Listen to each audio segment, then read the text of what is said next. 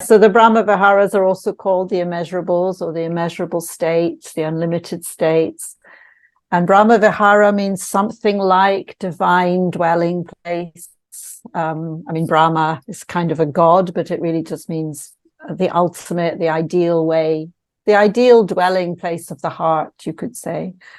And they are love or loving kindness or friendliness or goodwill, whatever you want to call it, the base one, which a lot of people are familiar with. In Pali, the word is metta, M-E-T-T-A. And lots of people who practice meditation learn metta practice, metta bhavana, the cultivation of loving kindness. But there are three other qualities that kind of are outflows or developments of metta, which are compassion, appreciative joy, and equanimity. And so compassion is really what happens when if you have a kind-hearted attitude, an attitude of friendliness or goodwill, and you meet suffering, it naturally becomes compassion, the desire to help, the desire to relieve suffering. And if you come across joy in another, it naturally becomes appreciative joy. And equanimity is a little more complicated to understand, but it's really what happens when you have all this, but you cultivate these qualities, but there's also the understanding that pleasure and pain, sorrow and joy are inevitable in life, and there's some insight into that, and some understanding that it is possible to have a sense of well-being in the midst of the ups and downs of life. So that's equanimity.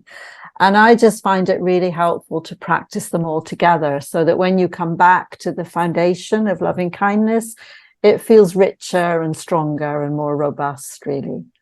That's my experience. Full instruction will be given, and people can take it at their own pace. So all these practices will begin with very basic mindfulness practice on the breath and the body. It's really important that these practices are held with that embodied awareness, and then there will be specific guidance in these particular qualities, but people can take that at their own pace. And yeah, I would hope that everyone will find it useful. I suppose the other thing to say is that, there are specific practices that we do to cultivate these qualities, but they're really qualities of the heart, which we can bring to all our practice. And a lot of people have quite strong inner judges, inner critics, as a culture, I think we tend to be a bit into striving and never feeling we're quite good enough. And these qualities are really helpful antidotes to that. So although there are other directed qualities, they're also self-directed. We cultivate them for ourselves as well as for others.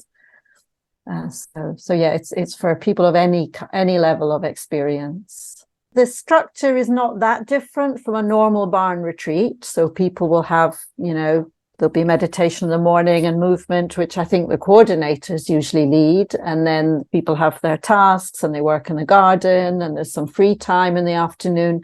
But in the afternoons, there's a little bit more teaching, and it'll be a mixture of talk, discussion, Q&A, and practicing these qualities. And over the week, we kind of move through the 4 Brahma Viharas, and there's a silent day in the middle. So yeah, we've done it once before. I've done this retreat at the barn once before, and it seemed to work quite well, I think.